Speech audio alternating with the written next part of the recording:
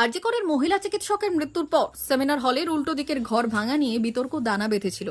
আন্দোলনকারীদের অভিযোগ ছিল প্রমাণ লোপাটের জন্য এই ঘর ভাঙা হচ্ছিল। যদিও রবিবার সেই অভিযোগ উড়িয়ে দিয়েছে রাজ্যের পূর্ত ও জনস্বাস্থ্য কারিগরি দপ্তরের মন্ত্রী পুলক রায়। এদিন উলুবেড়িয়ায় তৃণমূলের অবস্থান মঞ্চ থেকে মন্ত্রী পুলক রায় বললেন, আন্দোলনকারীরা রটনা করছে যে ঘরে ঘটনা ঘটেছিল প্রমাণ লোপাটের জন্য সেই ঘর ভাঙা হচ্ছিল, সেটা ঠিক নয়।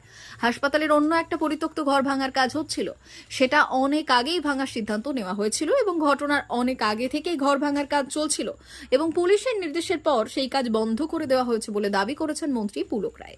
এদিন তিনি বললেন, ফেক নিউজ ছড়িয়ে মানুষকে বিভ্রান্ত করার চেষ্টা করা হচ্ছে। আমি কয়েকটা পয়েন্ট আপনাদের কাছে বলতে চাই এবং বলছি, যদি রাম বামের কেউ থাকেন, প্রকাশ্যে মাইকে বলছি, আমি সময় দিচ্ছি, দুবার করে রিপিট করব, নোট করুন। যদি ভুল বলি চ্যালেঞ্জ করুন। আমি পুলক রায় দায়িত্ব নিয়ে বলছি, আমার বিরুদ্ধে মানহানি কেস করুন।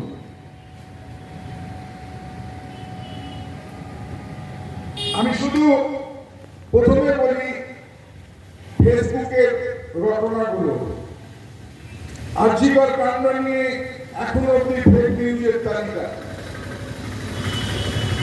প্রথম, নির্যাতিতার গলার ও সেলফিক বোন পরে ভেঙে গেছে। সত্য পোস্টমর্টমে এমন কোন রিপোর্ট নেই। রাম বামের লোকেরা যদি থাকেন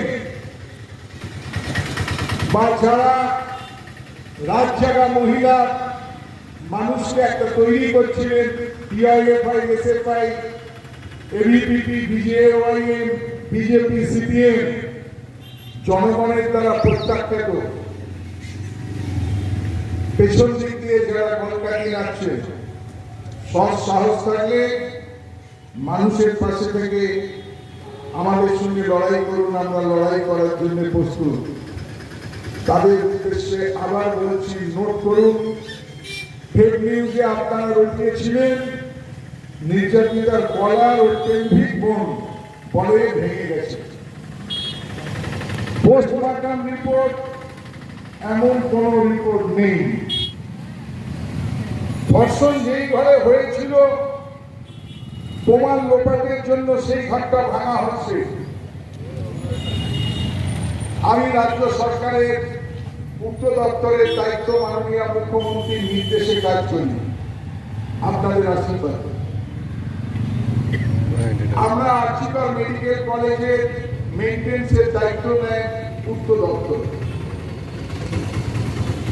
আরজিকর কলেজের সমস্ত কিছু মেইনটেন্স, তত্ত্বাবধান, তার দায়িত্ব পূর্ত দপ্তরে।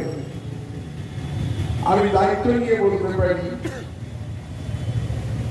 আবার রটনা করছে ধর্ষণ যেই ঘরে হয়েছিল প্রমাণ লোপাটের জন্য সেই ঘরটা ভাঙা হচ্ছে। যেটা সত্য, সেই ঘর ভাঙা হচ্ছিল সেটা অন্য একটি পরিত্যক্ত ঘর এবং ঘটনার অনেক আগে থেকেই সেই কাজ চলছিল। পুলিশের নির্দেশে সেই কাজও বন্ধ করে দেওয়া হয়েছে। বলা হচ্ছে যে ঘরে ধর্ষণ হয়েছিল সে ঘর ভাঙা হয়েছে, এ কথা সত্য নয়।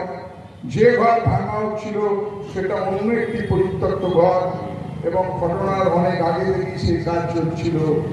9ই আগস্টের আগে থেকেই সেই কাজ চলছিল। পুলিশের নির্দেশে সেই কাজ বন্ধ রয়েছে বা বন্ধ হয়েছে।